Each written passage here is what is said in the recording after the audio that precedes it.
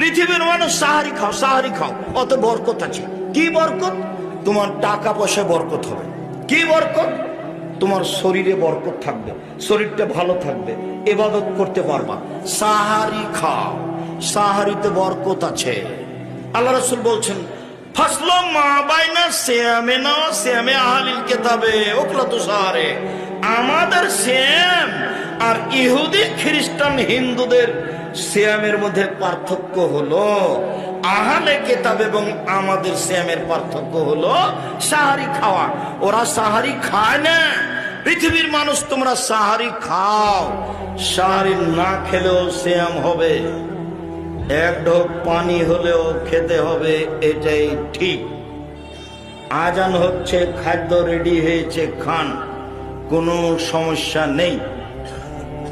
আজান চলছে, আজান হয়ে গেছে, খাদ্য